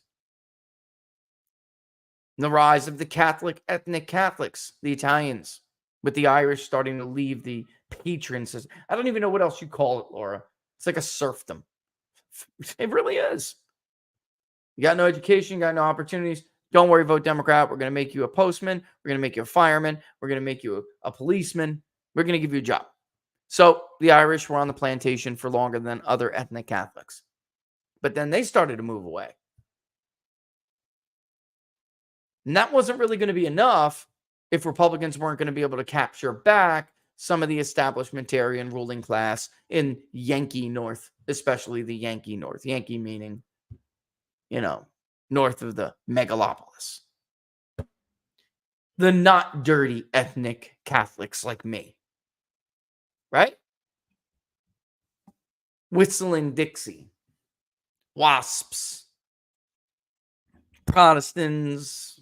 Rich Protestants. And I'm a Protestant now, but I'm saying that's the way it was back then. And that's who Kevin McCarthy is. He's just from a different part of the country. Establishmentarian through and through. Through and through. And that's what he's trying to protect. You guys can't hear it, but it's exactly what Laura said. The money laundering scam that's been going on since the Marshall Plan. You know how many studies have been taken in academia? Why did the Marshall Plan work, but foreign policy and foreign aid doesn't work now? Well, number one, it's been totally corrupted. Number two, Europe used to have Western infrastructure and Western values. And number three, it wasn't a business. Wasn't a business like it is now. So, in order to keep the grift going, if one congressman from Florida who represents the core of the new Republican Party has got to be sacrificed on the altar of Kevin McCarthy's grift, then so be it. Now, I'm not that worried about Matt Gaetz, by the way. I don't think that, I'm not thinking that's going to happen. Meanwhile, he becomes the story while you have Democratic congressmen pulling the friggin' fire alarm and disrupting an official congressional proceeding. Wait a minute. I thought you'd get 15 years for that in this country now, Laura. Immaturity, right? It's immaturity. I got It's like, I don't know, what level of disregard do these people have for the American person? Like, they don't care. they just totally disrespected every American in the world. This is crazy. They just don't care. Let's show, talking about the nutcases. Let's hold on, because I don't want them to hear it until I go. Look at this crackpot, man. Let's put this up. Look at this crackpot. Watch Letitia James, okay? She is sitting in a booth behind this idiot in a bit. See her right there? Oh, you can't see my mouse, can you? She's peeking up, trying to get a visual on Donald Trump. Look at the lady next to her. Watch how she even looks at Letitia James, okay? And Trump's comments this morning were spot on. Absolutely spot on. Watch the judge and his smirk. I told you guys, the only thing that judge knows, he doesn't know a damn thing about the real estate business. He knew real estate markets, valuations. He has no idea. We went over this last week. And a bunch of people, you made fools of yourself going on Twitter. All you did was tell us that you're unsuccessful. You don't own any property. You've never been through this process, right? You're basically a loser with no assets, pretending to talk about something you don't know anything about. This judge knows nothing either. The only thing this judge knows is Orange Man bad, and the day before the ruling, he picked up his copy of the Washington Post, which he reads every Sunday with his probably over, Earl Grey he paid too much for.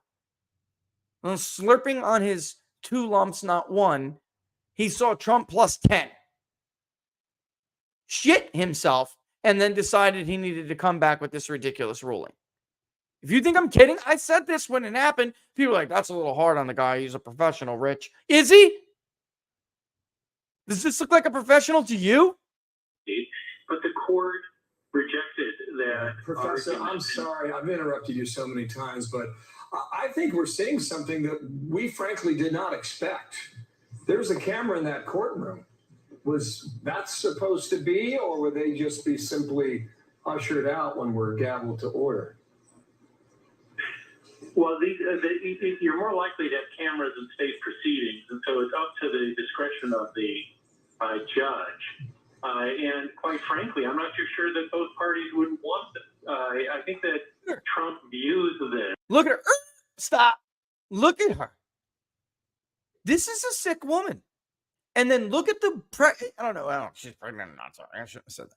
Look at the woman next to her, looking at her. Now, she's probably equally as crazy. I don't know. But she's at least looking at her like, hey, someone's going to see this on camera. You may not want to look like that. That's what that look is, right, Laura? I mean, you're a woman. You have better intuition than men. It's just true. Sorry, guys. It's true. We can outlift them. We can outrun them. But they are far superior when it comes to intuition. Look at the face that woman has. She's like, yo, chill out, boss. Look at her. She's cracked up. This is a sick woman. This is a woman who should never have any power. And unfortunately, that's what that state's dominated with now. I'd rather go back to the Tammany Hall days, man. I'm serious. At least Grover Cleveland was somebody like Grover Cleveland was able to punch through. God. Yes. the optics of this is working to his advantage. Look, people looking at this live picture right now will be either filled with rage or they will be thrilled. And that's the. Now, I understand where Turley's going with this, but I got to tell you, maybe a third of the country would be thrilled. Anyone sane in their right mind is going to see the spectacle that happened today and be disgusted. And by the way, Laura and I were talking about this earlier before the show, prepping for the show. It's a total breakdown in society when you just ignore the higher courts. An appellate judge says something and the lower court just refuses to acknowledge it. That's a breakdown.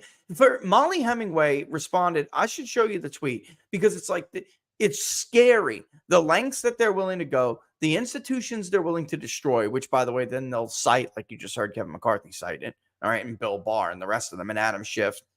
Protect the institutions, protect the norms, protect democracy, while they take a wrecking ball to everything that serves as the foundation for all of those things. It's insane. The problem is that, you have James now being shown in the background. You've got Trump in the foreground. Pose for the camera, loser. And it fulfills the narrative on both sides. Trump is likely right. He's being shown. Look at this schmuck. Now you understand. Let's go back. Let me get that picture. Because this is what I'm talking. You thought I was joking with my, look at him. Look at him. Look at this guy getting his 15 minutes. You tell me that you can't see the visual picture in your head right now. He gets up with his jammies, which cost more than a judge can probably afford, but don't ask him how he got that. He walks to the front door or the mailbox with his little slippers on, okay? All right? He gets his paper. He walks back, sips on his Earl Grey, opens up the Washington Post and sees Trump plus 10. Spits the freaking tea out and immediately gets to writing about some ridiculous, illogical ruling that values Mar-a-Lago at $18 million. Oh my God, I got to stop this guy. Look at him. Are you kidding me? You can't see that? Look at his face. Holy crap. Pose for picture next to the dead Caesar. Come on, Cassius and Brutus. Scoot on in together. Let's get a picture next to the uncle of the august one. Bloody hallway and all. Smile! Trump is likely right. I mean, he's being shown Likely? in a sort of tag team series of prosecutions and civil lawsuits where one prosecutor tags another. They're all insisting on these trials occurring before the election. And there you have it. There you have it, folks. Honestly. All right. All 2-3 years go by. Nobody charges the man for nothing. They're sitting on it, waiting to see whether or not he's going to run for president. He decides he's going to run, and then all of a sudden, there you have it. It's incredible. It's truly incredible. The crime. Who's the crime? Where's the victim here? Where's the victim? The banks? And again, Trump did a good job this morning at that press conference saying, listen, it's called a disclaimer clause. It says right here, don't take our word for anything. Here's our financial statements. Here's what we think. But don't take our word for anything. Do your own due diligence, which the banks do. You think Deutsche Bank doesn't do that? They get paid back early, not just them, but others. Same actors who literally destroyed an economy. Destroyed an economy for the working man and woman in this country. Not a damn person is prosecuted for it. They're supposed to be the victim because they got their money back. Folks, this is a top-down revolution if I ever saw one. Or top-down, it's not even a revolution. That's not what it is. There's nothing revolutionary about this. This is as old as time itself. Civilization. This is a story as old as civilization itself. It's what Tom Purcell called the return of the kings. Normal revolutions are from the ground up. This one is from the top down, and it's not a revolution. It's a suppression, an oppression. It's truly, I mean, if you can't see it, I don't know what the hell. I don't know what else to tell you. But I disagree. I don't think half the country who's looking at that would being elated. If that was true, Monmouth wouldn't have Trump up by 1. Fox News wouldn't have Trump up by 2. CBS wouldn't have Trump up by 2, above 50. ABC would not have Trump up by 10, above 50. I think people see this for what it is. I think many of them do anyway. Out of that 8% in that particular poll that's truly persuadable, very clearly, they do. This is crazy. This is a bad time. This is a bad time. And frankly, let's see if I can find it, because where is it? Molly. I want to read what she wrote because I can't find it, but she basically said, oh, here it is. The lengths the Democrats are willing to go to destroy the republic and the rule of law over their seething and obsessive hatred of one man and his supporters is terrifying to contemplate. Terrifying. Absolutely.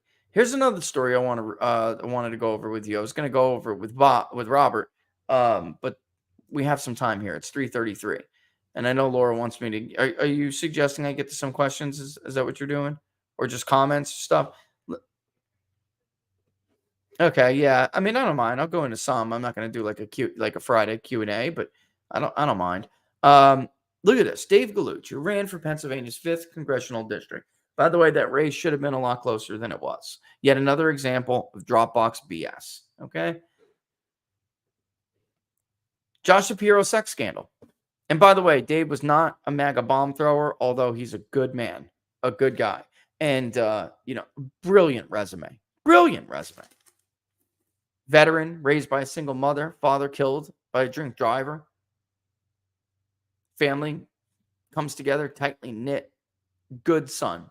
Does what his mother needs him to do, while she does everything she can do to raise him into the man he is now.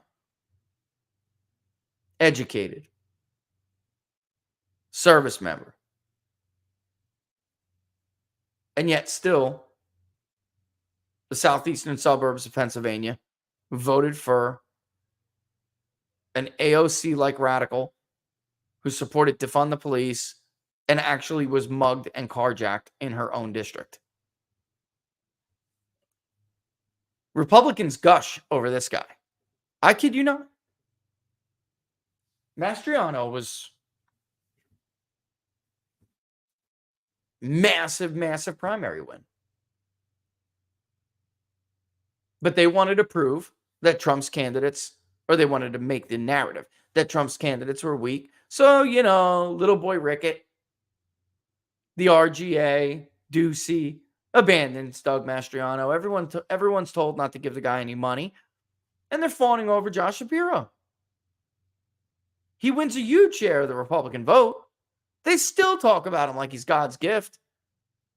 He's not going to be that kind of a Democrat. Listen to this. And the worst part about it is the media knows. They know. And they don't tell you. They don't tell you. Why? Because he's a Democrat. The hell with Gavin Newsom.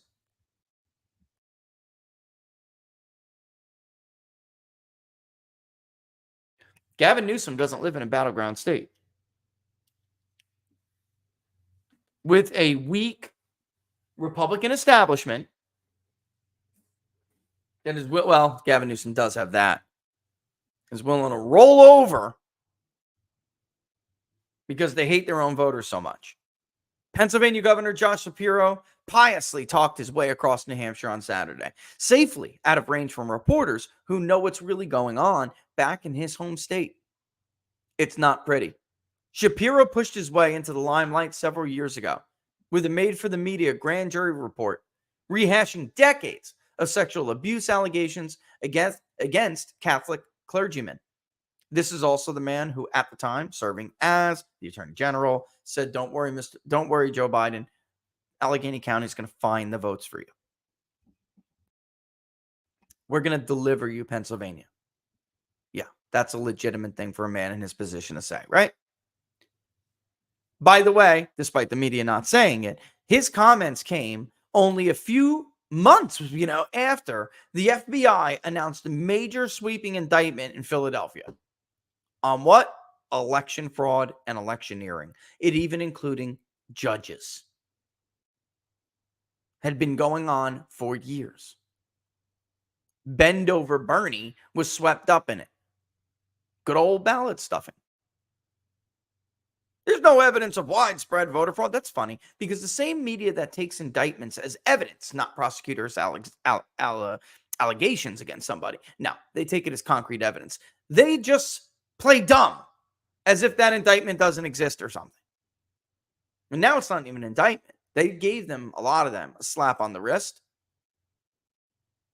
But nobody disputed what they were doing. They were stuffing the ballot box for years.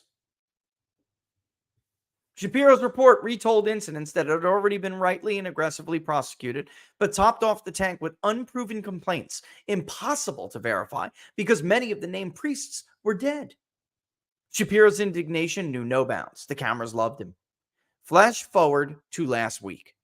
One of Shapiro's closest aides, an old ally from his days in the Pennsylvania legislature, and later the Attorney General's office, where he made that comment, "Don't worry, Mr. Biden. Don't worry, Mr. Vice President. Allegheny is going to find those votes. We're going to deliver you Pennsylvania." Resigned in disgrace. The short version is that Mike Vera, Shapiro's secretary for legislative affairs, a cabinet-level post, abruptly resigned without explanation. As it turns out, Shapiro's good buddy, one he protected for 6 months after accusations first surfaced, is possibly a predator. Oh, yeah. A woman in Verab's office quit the administration less than a month after taking the job, handing in her resignation on March 6th. It was followed by a sexual harassment complaint that depicted Verab as an out-of-control bully, explicitly suggesting sex acts she could perform for him right there at his Capitol desk. Use your imagination. What could a man possibly tell a woman to do while he's sitting at his desk? Replete with accounts of Vera boasting of his sexual prowess. So matter-of-factly, it's a wonder more women haven't come forward. Well, they're terrified. Just like the women, Democrats and media don't seem to give a damn about. They're champions of women. Yet, when Joe Biden abuses sex workers, enables the sex trade, Hunter Biden, and his father, now the president of the United States, allows bad actors to use him and his power to intimidate these women. What was one of the reasons why? Why'd they invoke Joe Biden to threaten one of these prostitutes? He's a deadbeat. He didn't pay her.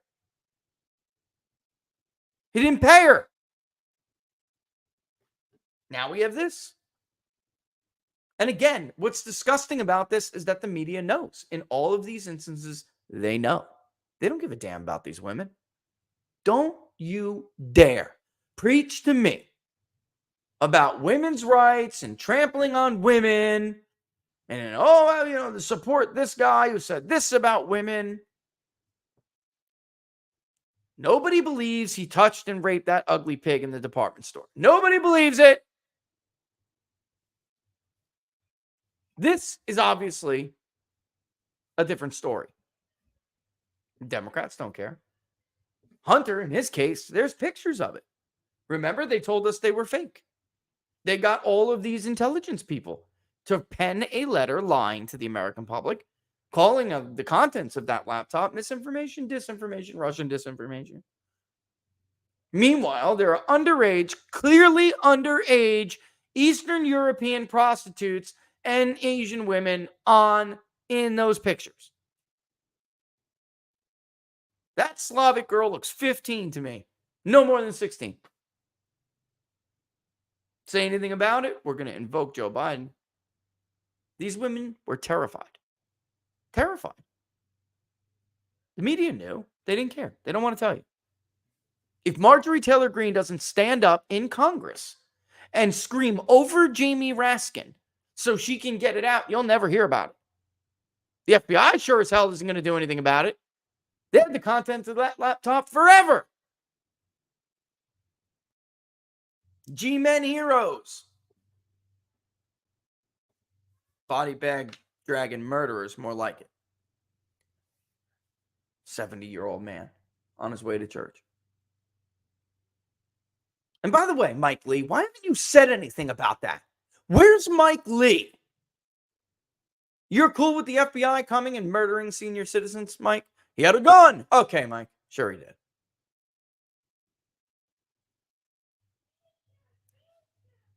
Probably had it. Never mind. Shapiro's problem here is that the Verib scandal began to unfold in March. There were hearings and, according to Shapiro's aides, a thorough investigation, though apparently not a successful one. Verib stayed on as a top Shapiro aide for 6 more months. He traveled with the governor, pushed his agenda during budget negotiations, and enjoyed the stature of his state post after driving a young woman out of hers. It is impossible to imagine that Shapiro didn't know about the allegations, nor about Verib's reputation in Harrisburg. It was bro culture at its worst. When Verib finally resigned his post, it was without explanation from the Shapiro administration, which issued a news release praising him. This is from a man whose now glowing national profile was in large part boosted by claiming to be an unequivocal champion for the victims of sexual predators. It's plain to see that Shapiro was hoping the whole thing would go away, and when it didn't, tried to pretend it never happened.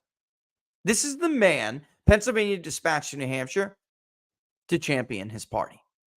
The press there likely knew little about what he was hiding back home. Reporters here do. Let's hope they don't let this pass without a clear explanation about what the governor knew and when he knew it. Again, I gotta highlight that for you. Understand, reporters in Harrisburg and elsewhere knew all about this and knew about it for a while. Here's the original article about him finally resigning. They just didn't tell you. They didn't tell you. Donald Trump's evaluation of Mar-a-Lago is the soup du jour. This guy's putting his winky in employees' hands without their permission. This is it's just unbelievable. Is anything, though, now truly unbelievable? Honestly. What could happen that could surprise you? Because at this point, I'm surprised by nothing anymore, folks. I am surprised by nothing. When Mark Milley resigned the other day, I would not have been surprised if he came out in a dress like Klinger from MASH and said, now I can finally be myself. Like, that's like normal shit. Just par for the course. New day.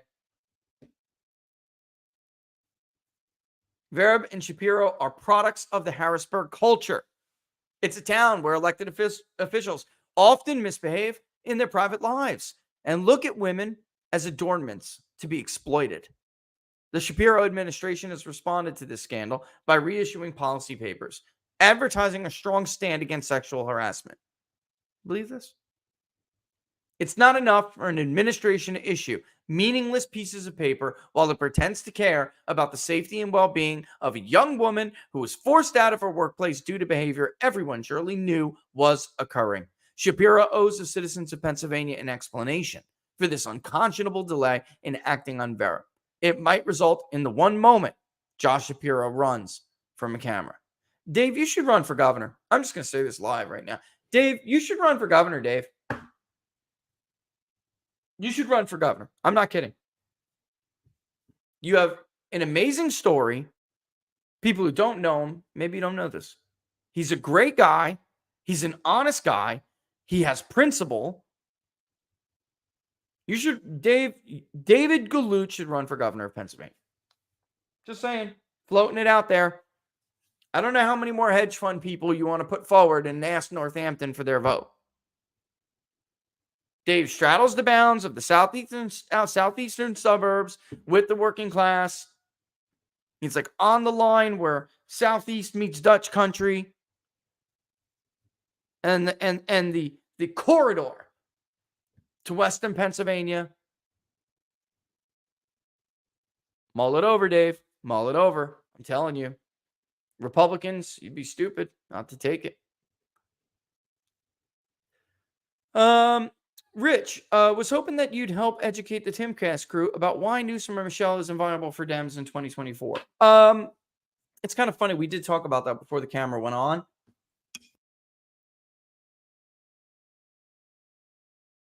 They didn't really bring it up, and I mean, I'll say this.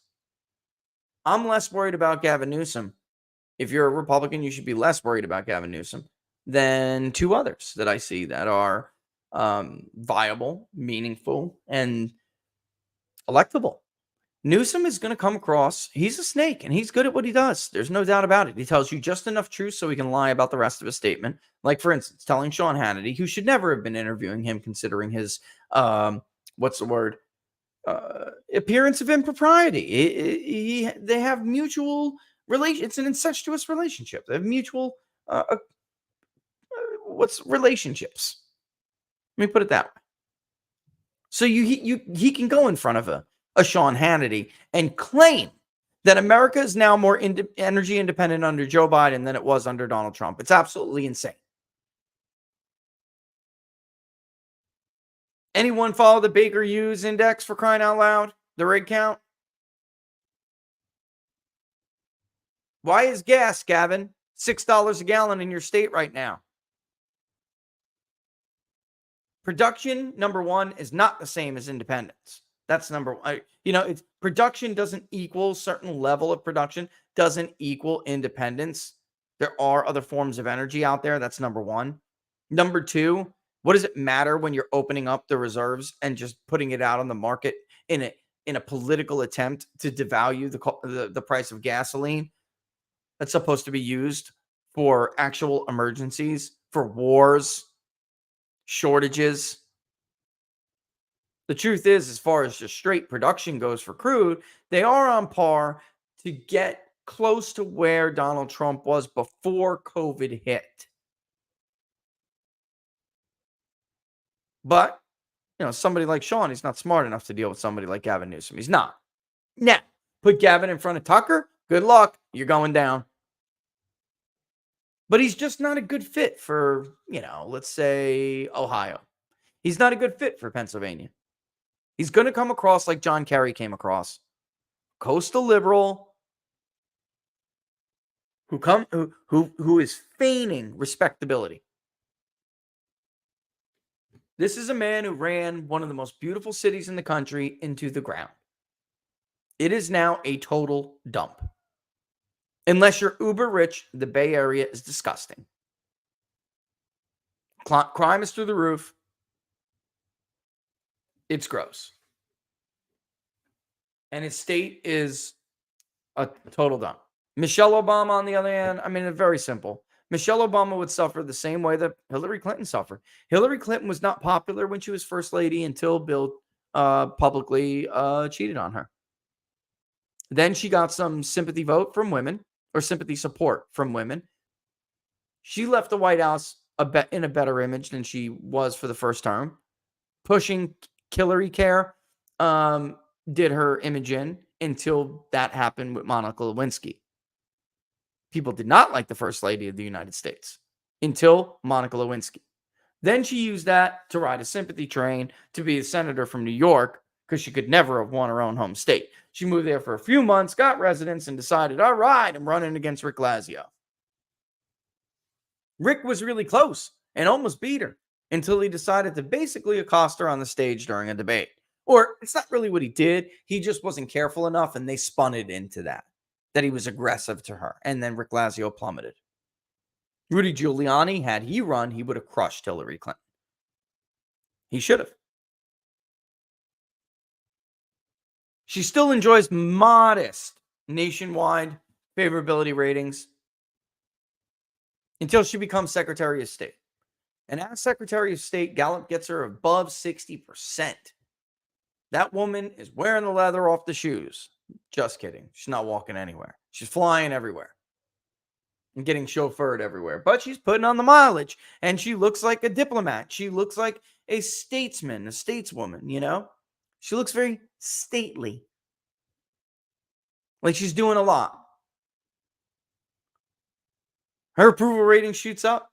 Favorability rating, I think, hit 63, something like that. And Gallup was huge. It was high. Until everyone realized what she was really doing, giving Sidney Blumenthal and their friends a bunch of access to markets, Libyan oil markets that they didn't have access to under Gaddafi. So, you know what? Let's whack him, even though he's abiding by our agreement. Let's get the CIA to do what they do best, start a revolution. Gaddafi ends up stuck like a pig in his own streets, beaten to death and stabbed to death, and Libya becomes a failed state. Ambassador Chris Stevens is murdered, along with those trying to protect him, and she thinks, great, let's run for president. She still had pretty decent numbers at that point. Unbelievably, because Trey Gowdy sucks and can't run a select committee for his life, Mr. Prosecutor. Had a smoking gun email with her daughter and couldn't sell it to the American public. What a loser. I did not know what was going on. It's not terrorist attack. Meanwhile, right to Chelsea. Looks like there was an organized terror attack. Yup, not a protest. They were shelling people. The ambassador's dead. That night, her whole story falls apart. And yet they can't sell it. And she's the shoo-in for the Democratic nominee. Oops, till Bernie comes, they rig it. She still wins. But she just couldn't keep it up because the truth is, she's a beep. And nobody likes an angry beep woman. Not even other women. And the truth is, Michelle Obama's no damn different. Very different to parade around the White House, behind your husband, smile for the cameras, than it is to run for president. And then everybody finds out how much exactly you hate America. And how nasty you are. And how you feel the world owes you something.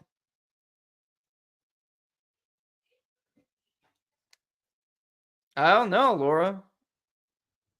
That another thing is Laura's saying, what the vacations? I mean, that's another thing. How's she going to react when someone finally gets her ear and goes, why did you go to Spain when your husband went to Hawaii? And where was Kamala Harris that weekend? Uh-oh. How do you think she's going to react to that one? Truth is, she's nasty. Same thing with Kamala, by the way. Maybe it may be unfair, but the truth is, nobody likes a nasty woman in American politics. Michelle Obama's living it up. She's living her best life. And the worst thing she could possibly do for herself is run for president. Then everyone is going to get to know who Michelle Obama really is. And she won't be so damn popular anymore. No more Nickelodeon for you. No more Disney for you. That'll be the end of it. That's right. Question: when we see 10% undecided, what percentage of those voters tend to vote for a stay home? What a great question. It differs per election. It does. It differs. Hot cake. Poso says RFK Jr. independent would hurt Republicans, steal swing states that Trump needs, and lose Trump the election. What do I think? Well, I think I probably went on that already. The entire first segment. Also, I did a pre-tape with Jack discussing a lot of that stuff in detail. I believe RFK is going to hurt Trump. I will poll it very soon. We're going to do this. And that's why, again, thank you for the contributions. Don't forget, contribute to the Public Polling Project. Share it far and wide. Share it far and wide. Laura and I, we need to get one of these projects funded. Okay. All the other things we've done, I don't think a single one had been funded this year fully. We just filled in the gaps. But yeah, do what you can. We'd appreciate it. And share it with people. I mean, get it around, you know. I really do believe in this model. I think that Would I work for the Epoch Times again? Yeah, probably. But they're different. They're different. The system was the process was different. I don't like the idea of corporate corporate sponsored polling. I'm uncomfortable with it. I don't like it. So it's important to me this project works. Really is. So we'll poll it. We'll find out. But that statement is not a deep fake, Judy. It's real. What RFK said about his own polling. That was what I went over earlier in the show. Zogby polls for RFK. He polls for his PAC. That is his internal polling memo. So I would like to see the rest of the poll, the work, the crosstabs, more about the methodology. And by the way, with doesn't look like. Let me see if I can go back to that Monmouth. We didn't get a chance to go over, and that's McLaughlin. Crap. We didn't get a chance to go over and look at the details of the methodology statement this month. There was some really weird stuff in the Monmouth's methodology statement back in August or September, whenever it was. Very, very weird. Just awkward stuff that I talked to a bunch of pollsters about. I'm like, guys, is it me or something odd to you here? All right, so let's see if they did it again. There's not a whole lot here about its methodology on that particular part of the page. I guess I'd have to go down to the report with the full crosstabs, but they just seem to be picking and choosing. Like, I'm going to get 5 online responses. I'm going to do this. I mean, with texting, it made no sense. There was no rhyme or reason. There we go. Was sponsored and conducted by, right, 280 live landline telephone interviews, 286 live cell interviews, 248 online interviews via cell phone invitation. That's normal. That sounds about right. One of the panels, I know them. They're buying up a whole lot of other stuff. They own Market Site now. There is a superior panel. So I'm not going to say that right now. But why, Laura? This is weird. So they got 106 interviews, Laura, from Aristotle, the voter file, folks. And then 176 are repeat interviews from prior Monmouth poll participants. This is what the new loser, Nate Silver, the one who replaced Nate Silver at 5 turd fake. This is what that crackpot left-wing nutcase threatened to ban Rasmussen over. It's not a legitimate poll to repeat interview. First of all, yes, it is. That's number one. It's just that you have to be explaining that that's the case. Why do you do it? If you identify people that truly are representative and also persuadable, you want to really track not just a response bias, but legitimate change in opinion. That's why you do it. In 2016, the panel that we ran, that was 25 to 33% repeat interview. Why? Because we were intentionally trying to see whether or not it was experimental, and we knew it was. It turned out to be very good. But what we were trying to prove to people was that the swings are not real. Response bias is response bias. So, for instance, in this, and I know we're at 4:05, and I'll get off after this one, answering this one. For instance, in this poll, which I changed to data wrapper, I got to end in the other one. You know, you can see the first presidential debate, the VP, the second, the third, and this was the tracking all along. We'll have Trump, we'll have Biden. By the way, for this new one, will be really cool. RFK, we'll put in that color. What's his name? We'll put in green. Cornel West, undecided, will be purple. Very cool. Anyway, 25 to 33% within the rolling average, which was 3 days after Labor Day, I believe, right? It was a 7-day rolling average after Independence Day. It was a 3-day rolling average after Labor Day. And 25 to 33% of them at that time were repeat interviews, because we had put together this panel of people who had agreed to participate, and they were supposed to every week, send in their responses. And then by the end of the survey, we would know who is decided which way for which candidate, which goes to the question that I think was Judy or who asked Flashkin.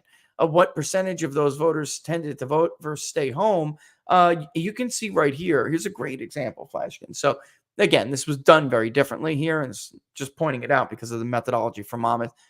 As you can see here, both Trump and Clinton gained when people decided from that last 5% decided. Johnson got a vote he really didn't get. Those people probably did not vote. So all in all, maybe 2%, give or take half a point or so, of the 5% who were undecided, Flashkin, in that survey that year probably didn't vote. Or we could say it was like likely they did not vote. All right. Because we did have it as a high participation election. We did. And yes, Reg, it is very tough to get an independent on the ballot. Very tough. That's why he's doing this now, because he's got to make his decision before October 14th. That's a very good thing. The Green Party has done this before. They've gone through the resources. They have a line on the ballot. Yep. Most of them, they'll be on. He'll be on Cornel West. Independent is going to be tough. However, you will see all of these never Trump rhinos and scumbags give RFK money to help get him on the ballot. They'll make calls to try to get him on the ballot. They'll do what they got to do to try to get him on the ballot. Watch. Mark my words. Mark my words. So that's a really good point. And I wouldn't be surprised if he doesn't get on every single state ballot. It's a shame how hard it is to get on the ballot in the United States of America. But that's where we're at. Really good point. All right. So don't miss Wednesday, noon Eastern Standard Time. If you like the video, don't forget to like it. Give it a thumbs up. Like it on Rumble. Subscribe to the Rumble channel. Subscribe on YouTube if you're on YouTube too. But we'd really like to see you guys sign up on Rumble. And of course, as always, the best place to follow what we're doing is on Locals. peoplespundit.locals.com. Sign up now. We just did some really cool voter file stuff. We're going to do more. Pennsylvania, I didn't get a chance to talk about today. We'll talk about it more on Wednesday. I was right. I was right. Everyone talking about, and this is a real shame, the people who are trying to get Republicans to have an infrastructure, they were wrong about this too. They don't know what the hell they're doing. Sorry. Got to tell you the truth. Stay in your lanes in life, folks. Stay in your lanes. You want to learn something new? That's fine. But to pretend to be an expert on everything that you don't know is just tragic, because that's Messiah complex, and that gets no one nowhere.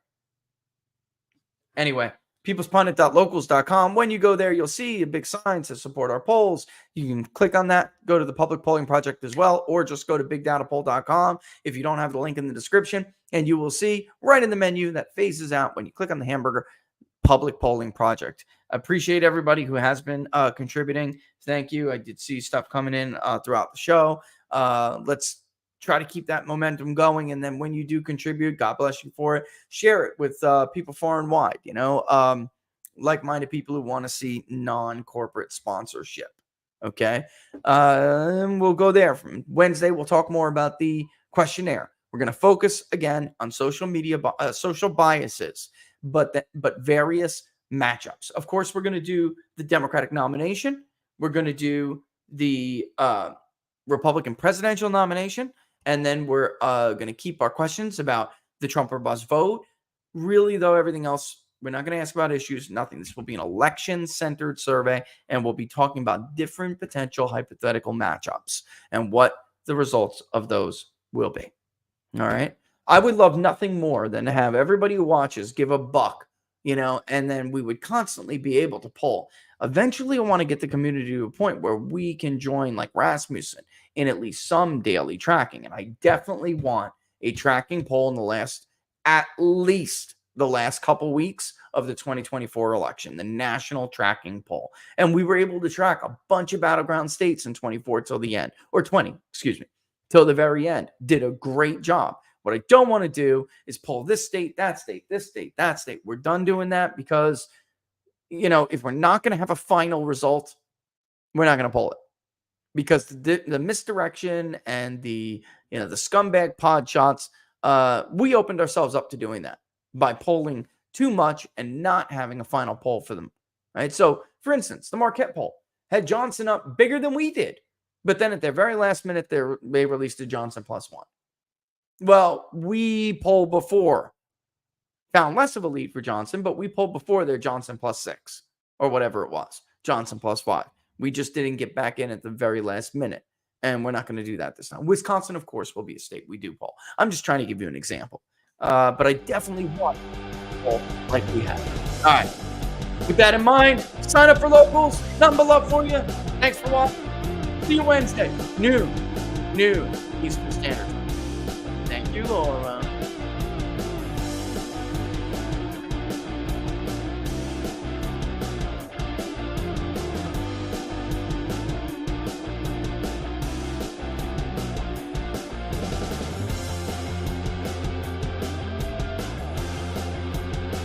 Can't wait to swap out these microphones.